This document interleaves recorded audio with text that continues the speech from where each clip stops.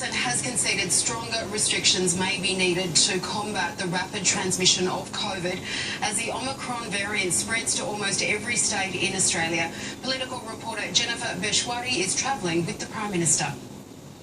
Well, finishing up his pre-Christmas blitz in Queensland, the Prime Minister is urging Australians to remain sun-safe this summer, but also COVID-safe.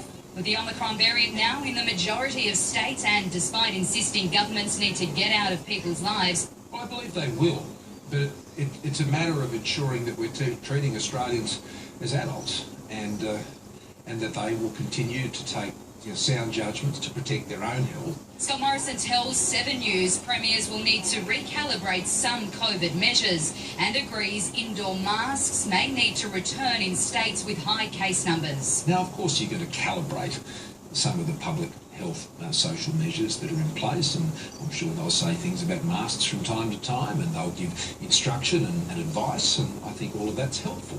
But what's important is we just keep going forward. We're living with it. The Prime Minister will speak to premiers at a national cabinet meeting tomorrow.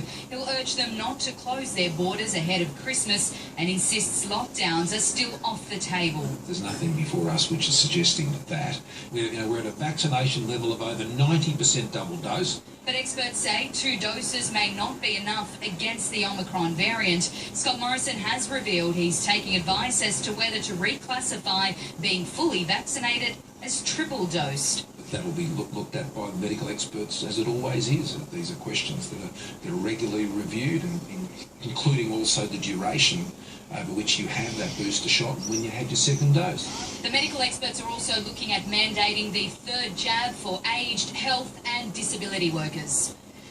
There's been a shocking surge in COVID cases in New South Wales, the state recording more than 3,000 new cases.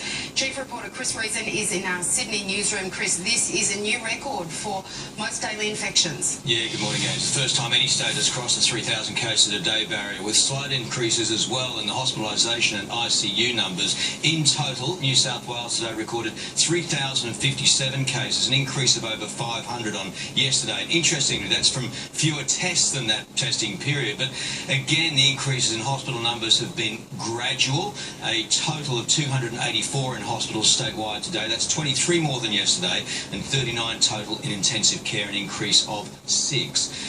They've also reported, sadly, the deaths of 2 more people. Now, yesterday we heard the Premier, Dominic Perrottet, staunchly defend his position that there should be no reintroduction of restrictions such as masks indoors, saying there wouldn't be a knee-jerk reaction, his words, and reiterating his call for people to take individual responsibility. Growing numbers of medical experts disagree, though, some saying the community would hardly notice a return to masks.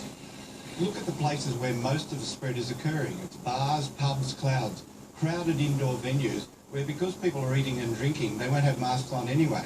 So I think there'll be less impact from masks than what people generally think. And adding to that, now even the Chief Health Officer, Dr. Paul Kelly, has written to premiers saying that masks should be mandated in all indoor settings, including retail and hospitality. The New South Wales Premier yet to respond, Edge. Okay, Chris Reason, thank you. Victoria has recorded 1,245 cases of COVID and 6 deaths in the past day.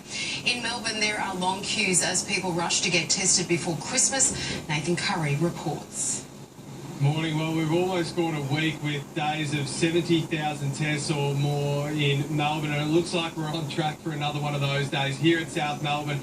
It's been absolutely hectic again this morning. The testing began at 7 o'clock, and shortly after that they were already saying that the waiting time was more than 2 hours. The line here on the street is already snaking back onto the main road, so it's causing chaos. We're seeing similar things at Albert Park. We have had calls for 24-hour testing to be implemented here in Melbourne, but we've been told we just don't have the workforce to do that at the moment. But one big plus is that Melbourne Town Hall has actually just opened as a testing site, and that will run until January 24.